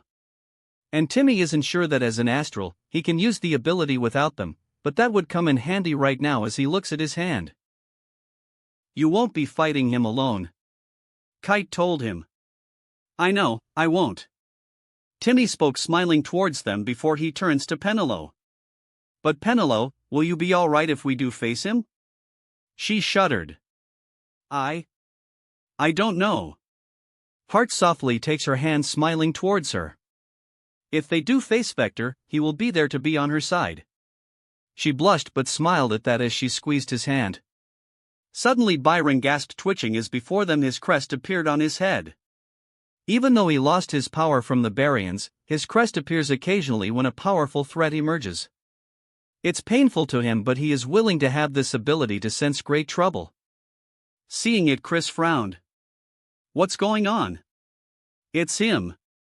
Vector. Recognizing this signature as the one he felt yesterday, Byron knew what just came up. What? He's here? Dr. Faker frowned. This is very bad. Orbital. Hearing this, Orbital wheeled in, quick checking over to determine Vector's location before then calling over. He's at the park. Where Yuma and his F-friends are. Then we need to get there quickly. Shark decided onto this. Come on, we all need to head there right away. They all nodded as they all ran out of the house where the signature was located. It took some minutes as they ran following Orbital to track down the signature he had detected.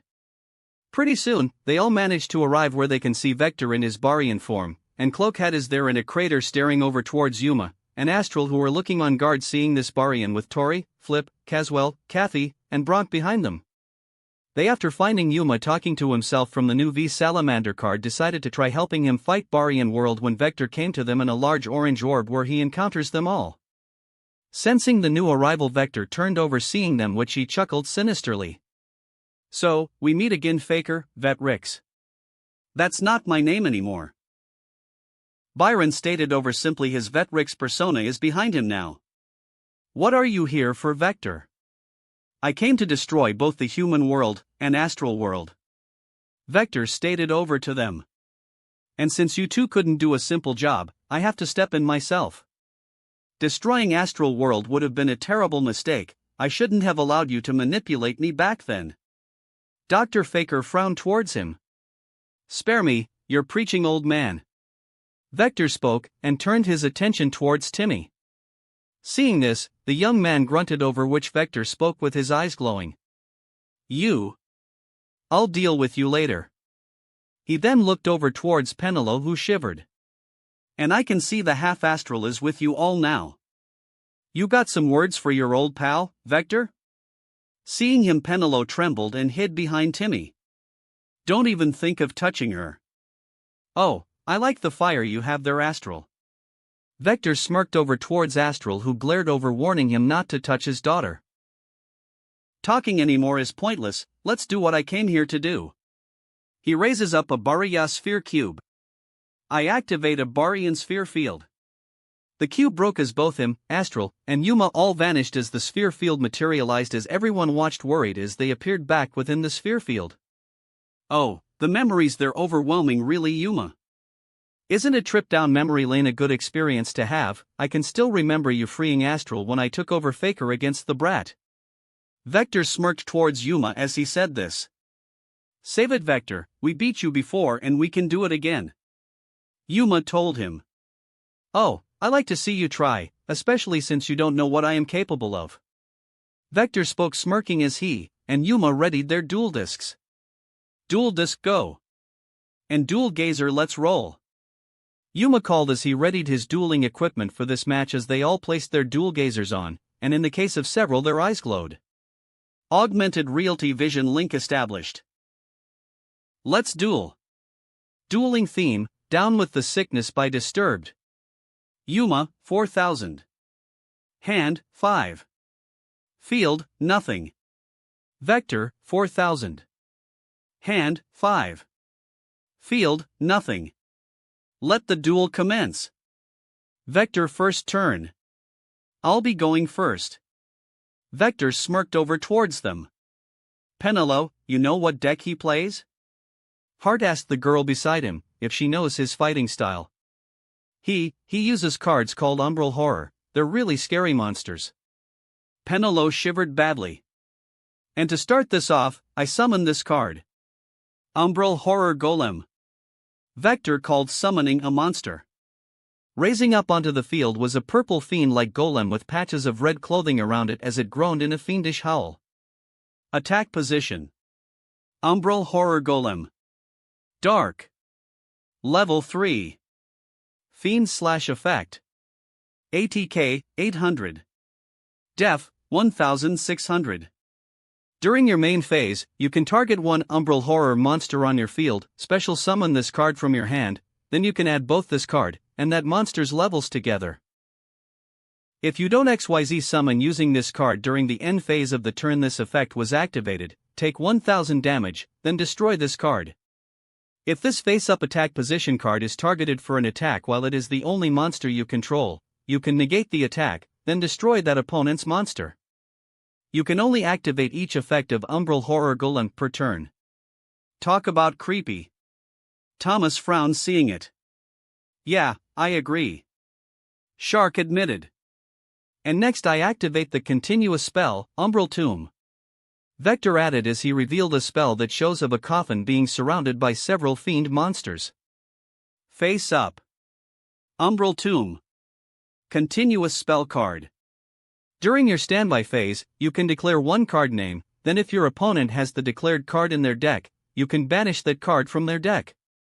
While this card is face up on the field, the activated effects of cards with the same name as banished cards are negated.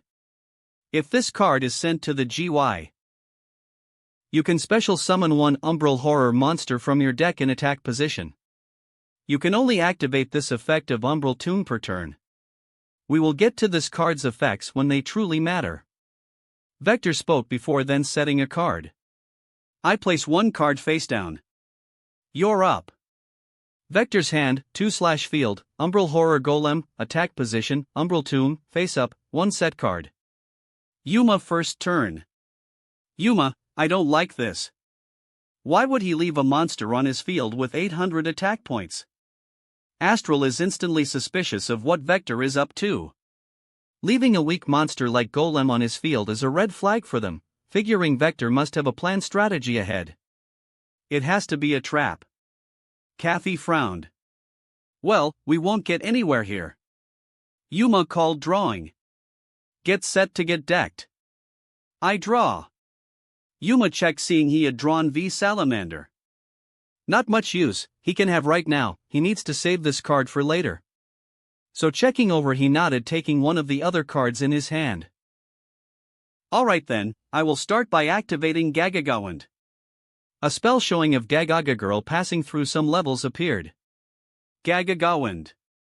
Normal spell card. Special summon one Gagaga monster from your hand as a level 4 monster. Thanks to this, I can summon a Gagaga from my hand, and have it be level 4. Yuma takes the appropriate monster in his hand. So come here, Gagaga head. Raising was a purple-robed spellcaster that has blonde hair lowering down onto the field. Attack position. Gagaga head. Dark. Level 6. Spellcaster / effect. ATK, 2100. Def, 2000. If your opponent controls a monster and you control no monsters, you can normal summon this card without tributing as a level 4 monster. When this card is normal summoned, you can target up to 2 Gagaga monsters in your graveyard, except Gagaga head, special summon them. Also, you cannot special summon monsters for the rest of this turn, except by an XYZ summon that uses only Gagaga monsters as materials. An XYZ monster that was summoned using this card on the field as XYZ material gains this effect. If it is XYZ summoned, draw 1 card. Gagaga head, LV, 6-2 is equal to 4. Then next, I summon Ganbara Knight. Yuma added as his knight with shields for arms rose on the field beside head. Attack position. Ganbara Knight. Light. Level 4. Warrior / effect. ATK, 0. Def, 1800. When this face-up attack position card is targeted for an attack, you can change it to defense position. 2 level 4 monsters, how predictable. Vector smirked. Well, now I overlay both Gagaga head and Ganbara Knight, the 2 glowed flying up towards the overlay network. Carry hope on white wings. Come forth, number 39. Messenger of Light. Utopia. From it Utopia's sealed form rose, and then formed into its true form ready on the field against Vector. Attack position. Gains effect from Gagaga head. Number 39, Utopia. Light. Rank 4. Warrior effect XYZ. ATK, 2500. Def, 2000. 2 level 4 monsters. Cannot be destroyed by battle, except with number monsters. When a monster declares an attack, you can detach 1 material from this card, negate the attack. If this card is targeted for an attack, while it has no material, destroy this card. Oru, 2. Utopia. Torai smiled. Thanks to Gagaga head, since I XYZ summoned using it, I draw 1 card. After drawing, he pointed over. And now Utopia. Despite knowing this was a bad idea, but they can't get anywhere twiddling their thumbs, Yuma points over. Attack Umbral Horror Golem. Rising Sun / Utopia grabs his sword, charging over towards Vector's only monster. You idiot! Vector smirked from this that Yuma blinks. Umbral Horror Golem's special ability now activates. When this card's attacked, it stops the attack, and also destroys your monster. Golem groaned before purple smoke with red eyes exited its mouth, moved towards Utopia, intending to destroy it. Not good. Rio frowned seeing that. Yuma. Right. Quickly moving, Yuma waved his arm. I activate Utopia's special ability. By using an overlay unit, the attack is negated. Utopia quickly uses its ability, and formed its signature Lightwing shield, blocking Golem's effect from destroying it. Number 39, Utopia, ORU, 2-1. Oh, you sure are tough. Vector smirked from this while Yuma grunted over. Anything else you'd like to try, Yuma Tsukumo? This is still only the start. Yuma spoke, setting a card. I place 1 card down, and end my turn. Yuma's hand, 3/field, number 39, Utopia, attack position /ORU. 1/gains effect from Gaga head, 1 set card. Yuma, 4000. Hand, 3. Field, number 39, Utopia, attack position /ORU, 1/gains effect from Gaga head, 1 set card. Vector, 4000. Hand, 2. Field, Umbral Horror Golem, attack position, Umbral Tomb, face up, 1 set card. Vector second turn. The start and the end together. Vector drew checking before then calling. And now the effect of Umbral Tomb activates. The same coffin from the card appeared beside him. During my standby phase, I declare what card is in your deck. And if you happen to have that card in your deck, it gets banished inside the tomb. Say what? Yuma questioned in shock hearing that. And I know the perfect card. Vector laughed over. Rank up Magic Limited Baryon's Force. A spectral claw flew over from the coffin when it opened, and went over Yuma's deck, pulling out the selected card as it retracted back into the tomb as it closed shut. And as long as Umbral Tomb's on the field, any card we try using that's another copy of any card that is currently banished will have their activated effects negated. What? Yuma, why do you have a Baryon card?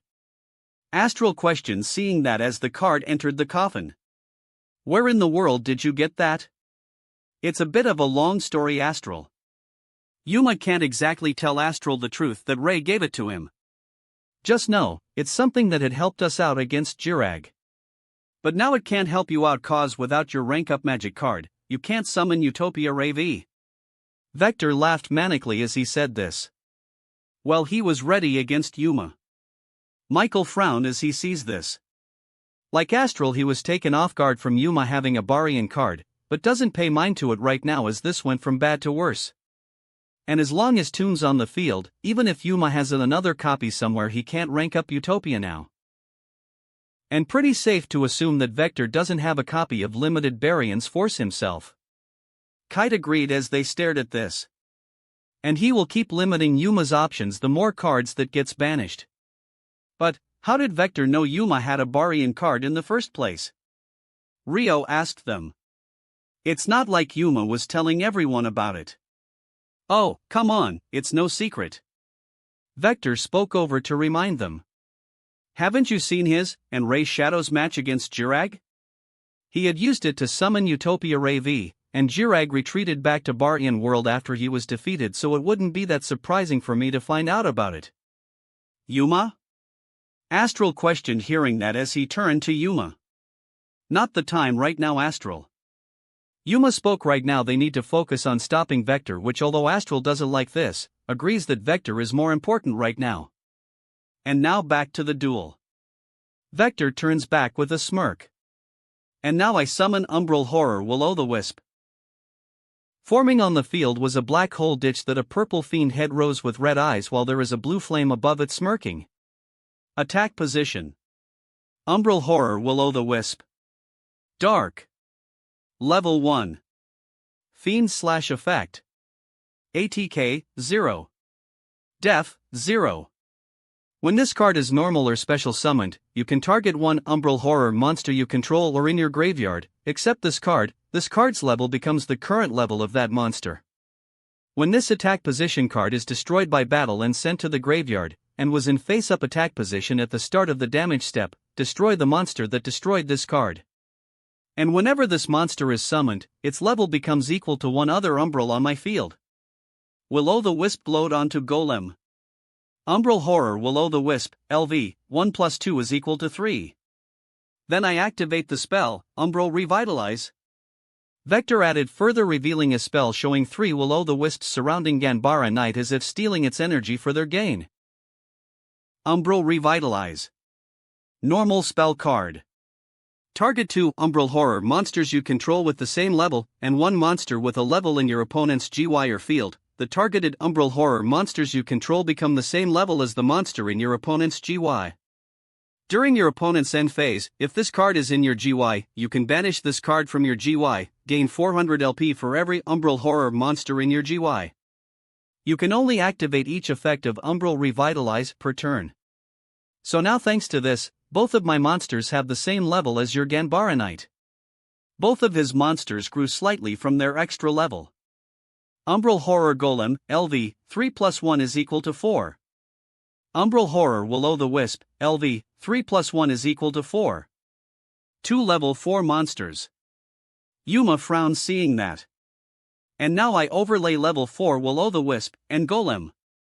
Vector raised an arm as the two glowed purple, flying up into an overlay network as it exploded, materializing the monster. XYZ Summon. Appear, rank 4. Number 66, Master Key Beetle. Forming up was a large golden question mark-like key before it formed out into a large golden beetle with a key-like blade as its nose with 4 legs on each side, and red eyes buzzing.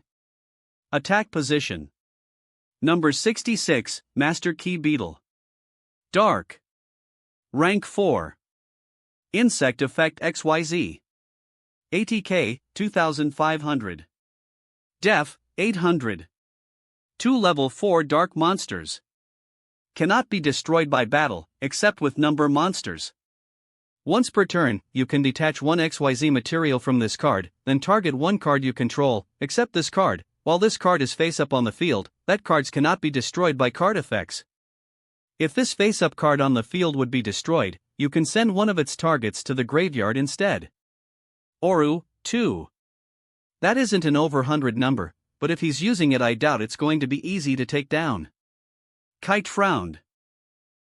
Timmy nodded from this as remembering Alito's Nova Kaiser card. That isn't an over 100 number itself, which should mean this one is a strong monster for Vector to use, wondering what exactly it can do.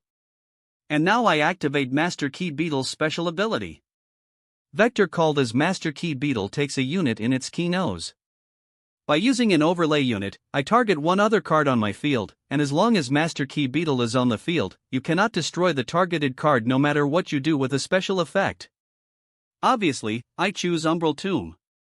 Chains formed around the coffin protecting it from effects. Number 66, Master Key Beetle, ORU, 2-1/Umbral Tomb. Umbral Tomb, number 66, Master Key Beetle. This would mean that Master Key Beetle can keep his cards safe, and with Umbral Tomb, he can keep banishing cards while forbidding both of them from using other cards, which will make it difficult to stop unless Yuma gets rid of Master Key Beetle, and fast. Not good. Shark frowned. And next I activate Corrupted Keys. Vector added as a trap rose on his field. Corrupted Keys. Normal trap card. Target one face-up XYZ monster you control, special summon 3 Umbral Horror Mirage tokens, theme type /dark /level 1 /ATK /def 0. When summoned, each token's ATK becomes equal to that XYZ monster's current ATK. They cannot attack your opponent directly or be tribute, except for a tribute summon. When that face-up XYZ monster leaves the field, destroy these tokens. I target Master Key Beetle and summon 3 of these Umbral Horror Mirage tokens. 3 jeweled monsters like the ones from the trap appeared, as appearing below them are copies of Master Key Beetle. Attack position. Umbral Horror Mirage token. Dark. Level 1. Fiend/token. ATK? Def, 0. Special summoned by the effect of Corrupted Keys. The attack points of these tokens are the same as Master Key Beetle's. Umbral Horror Mirage token, ATK? Plus 2500 is equal to 2500, x3. For monsters with the same attack power as Utopia. Astral frowned, though he looked slightly hurt. Now Umbral token 1 attack.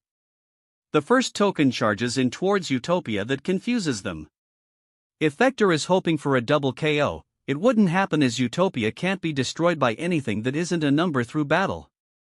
What's the point of that move? Your token isn't a number. Yuma pointed out. Yuma, negate this attack. Having an idea from Umbral Horror Golem earlier, Astral spoke to Yuma to stop this attack. While confused on this, Yuma doesn't have a reason to doubt Astral's advice. I activate Utopia's ability. Go Lightwing Shield. Utopia takes its other unit as it generated its shield that the token slammed against, not doing damage to either of them. Number 39, Utopia, ORU, 1-0. Why would he do that? Torai blinked. Token to attack. Unbothered by this, Vector declared his second attack that the second token charges in. Yuma grunted, having something here before he called. Okay, thanks for the card, Trey. Go Resurgam XYZ. A trap flipped which shows of Heraldry Crest's final form in a Silhouette rose up. Face up. Resurgam XYZ. Continuous trap card. All XYZ monsters you control gain 800 ATK.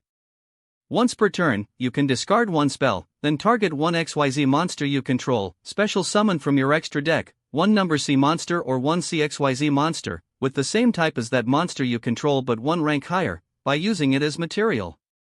This is treated as an XYZ summon. Transfer its materials to the summoned monster. If you discarded a card other than a rank-up magic spell to activate this effect, return that special summon monster to the extra deck during the end phase, even if this card leaves the field. Every XYZ monster on my field gains 800 points. Number 39, Utopia, ATK, 2500 plus 800 is equal to 3300. The token moved as Utopia slashed it away, destroying it, while Vector got zapped, electrocuting him. Vector, 3200/hand, 1. That was way too close. Heart sighed. Oh, not close enough? Despite the pain, Vector smirked over. I activate Umbral Retaliation. He reveals the last card in his hand. Umbral Retaliation. Quick play spell card. When an Umbral Horror monsters you control is destroyed by battle or by card effect this turn, target cards your opponent controls equal to those monsters, destroy them, then inflict damage to your opponent for each of those cards x 300. If a Umbral Horror monsters you control should be destroyed, you can banish this card from your GY instead. You can only activate one Umbra Retaliation per turn. For each Umbral that was destroyed this turn, the same number of cards you have are destroyed, and for each of those cards you take 300 points of damage. Yuma widened his eyes as Vector pointed over. So say goodbye, Utopia. Utopia groaned as it was hit from the effect destroyed, while Yuma and Astral yelled out. Yuma, 3700/hand, 3. Utopia. Yuma cried as his number was destroyed. And now Master Key Beetle attack. Vector called as Master Key Beetle charges in as Yuma was hit, yelling out as he hit the sphere field, electrocuting in as he groaned. Yuma, 1200/hand, 3. Yuma. Kathy cried, seeing that, worried for her boyfriend. And he still has a monster to attack. Wish I could Astral, however my Umbral Horror Mirage tokens can't attack directly, and should Master Key Beetle leave the field they're destroyed as well. Vector however spoke of the drawbacks his trap had, where Master Key Beetle would be destroyed if he attacked Utopia, and leave him without a monster, not to mention its attack will be wasted. But Yuma's still at a severe disadvantage. Kite frowned. I end my turn, Yuma. Vector smirked over, sadistic. Vector's hand, 0/field, number 66, Master Key Beetle, attack position /ORU. 1/Umbral Tomb, Umbral Horror Mirage token, attack position /ATK, 2500/number 66, Master Key Beetle, X2, Umbral Tomb, face up. Yuma's second turn. My turn. Yuma grunts, drawing that he sees its Gagagobolt, a card he can't use without a Gagaga on his field. Oh no. What do I do now? Yuma, a voice called out, which they all turned over, seeing Ray himself ran over after seeing what is going on. Ray, what are you doing here? It's dangerous. Torai frowned. Seeing Impenelo, who was currently hiding behind Timmy, blinked. She was sure Ray was Vector. They felt the same, and she would never forget those cruel eyes, yet they were both here. Yuma. Don't forget, you have a secret weapon. Ray spoke to him, nodding. Hearing this, Yuma widened his eyes, checking the V Salamander card in his hand, and checking on Resurgam XYZ on his field. He realizes what he can do, which he grinned, nodding, and turned towards Ray. Thanks, Ray. Ray grinned, nodding, before Yuma turned back, taking the monster card. Alright, I summon V Salamander. Materializing from flames was a monster that looks like a piece of armor that's crimson with several dragon heads, and wings raising up with a growl. Attack position. V Salamander. Fire. Level 4. Spellcaster / Effect.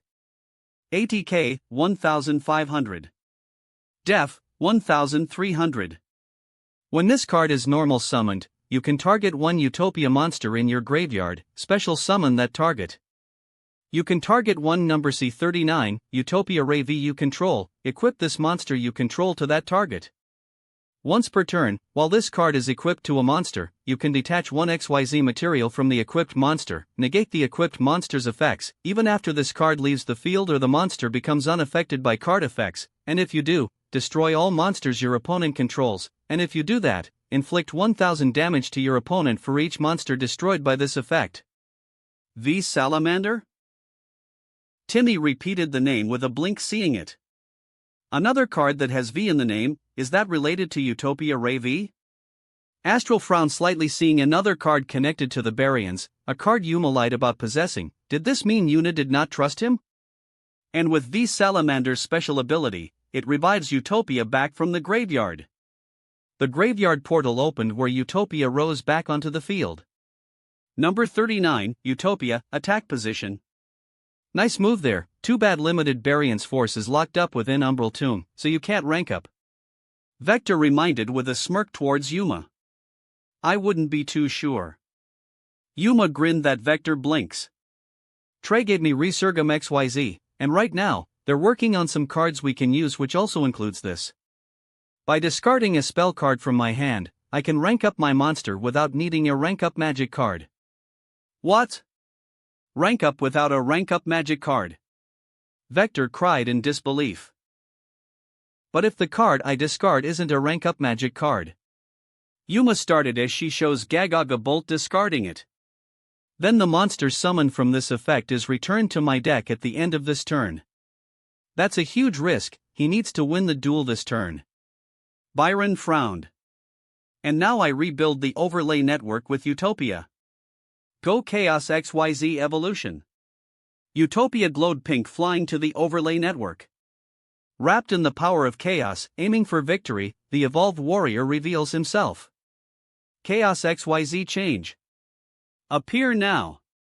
Chaos number 39, Utopia Ray V. From the gate in Baryan world, it burst open revealing Utopia Ray V raising onto the field readying its blades above Yuma. Attack position. Gains extra effect. Return to deck at the end phase. Number C39, Utopia Ray V. Light. Rank 5. Warrior effect XYZ. ATK, 2600. Def, 2000. 3 level 5 monsters. Cannot be destroyed by battle, except with a number monster. When this card in its owner's possession is destroyed by an opponent's card, you can target one XYZ monster in your GY, return that target to the extra deck. If this card has a Utopia monster as material, it gains this effect. Once per turn, you can detach one material from this card, then target one monster your opponent controls, destroy that monster, and if it was face up, inflict damage to your opponent equal to the ATK the destroyed monster had on the field. Oru, 1. And now I use V Salamander's effect. I equip this card onto Utopia Ray V. V Salamander flew up arming itself onto Utopia Ray V. Number C39, Utopia Ray V, equipped with V Salamander. V Salamander, equipped to number C39, Utopia Ray V. What's Yuma doing now? Thomas questions seeing that. And now I use V Salamander's effect. By negating Utopia Ray V's abilities for this turn, I can use its Chaos Overlay unit to destroy every monster on your field, and for each of them you lose 1000 points. Utopia Ray V readied as its only overlay unit was taken as V Salamander fired flames at Vector's 3 monsters. Number C39, Utopia Ray V, effects negated /ORU, 1-0. Vector looked at his graveyard, and Umbral Tomb on his field. With Master Key Beetle's effect, and Umbral Retaliation's other effect in his graveyard, he can protect all of his monsters from destruction, and Yuma won't have any way to stage a comeback. However, that's not what he is planning, so he lets his monsters be destroyed as Vector yelled out. Vector, 0200/hand, 0, with Master Key Beetle's destruction, the chains on Umbral Tomb broke apart. It worked. Kathy smiled. Yuma wins. And now Utopia Ray V finish him. Rising Sun Star Slash. Utopia Ray V charges an attacking Vector directly as he yelled out, colliding against the sphere field, defeated. Yuma, 1200. Hand, 2. Field, number C39, Utopia Ray V, attack position / equipped with V Salamander / ATK, 3400, V Salamander, equipped to number C39, Utopia Ray V. Vector, 0000. Hand, 0. Field, Umbral Tomb, face up. Yuma wins. Oh, I am so feeling the flow. Yuma cheered, jumping up while the sphere field around them vanished. Yuma! Kathy cried as she and Tori ran over to him. Are you okay? Oh yeah, Kathy. Yuma hugs his girlfriend, smiling as they chat from this. Yuma? Timmy spoke up as they look at him. Where did you dash? Not. Vector suddenly rose up, reaching a hand to Yuma as he turned over. Yuma! Ray ran, pushing Yuma out of the way, which he gets grabbed by Vector. Ray! Yuma cried, reaching for him. Vector pulled his hand back as Ray struggled against him. Enjoy your victory while it lasts, Yuma, but I will be taking your friend. Let's settle this next time we meet. He held a card, throwing it to Astral, who takes it. That number card will assist in finding me. So long. He laughed as he and Ray transported out, with the orange-haired boy calling over. Yuma! Before he and Vector left together. Ray! Yuma screamed at that as he dropped to his knees. They all stared at the departure of their new friend with their enemy. This went terrible quick. That wraps up this part of What If Dragon Deck User in Yu-Gi-Oh! Zexal. Thanks so much for listening. As always, new parts drop every 4 days, so be sure to stay tuned. Quick reminder. What If Dragon Deck User in Yu-Gi-Oh! Zexal and What If Reborn as a Goku clone will be going on hold soon, since we've nearly caught up with the author. So now, I need your help picking the next project for the channel. I'm currently deciding between these 3 fanfics. What If Gacha System in Modern Family World? What If Fusion Deck User in a different Yu-Gi-Oh! GX? What If Transmigrated in One Piece and becoming a Marine? Please vote in the poll and let me know which story you'd like to see next. I'll take the top 2 picks and start working on those 2 series next. Also check out my Patreon channel for early releases of all the series, where you can find all the series released one day ahead of YouTube. If you enjoyed the video, don't forget to like, subscribe, share it with your friends, and please consider supporting the original author as well. See you in the next one.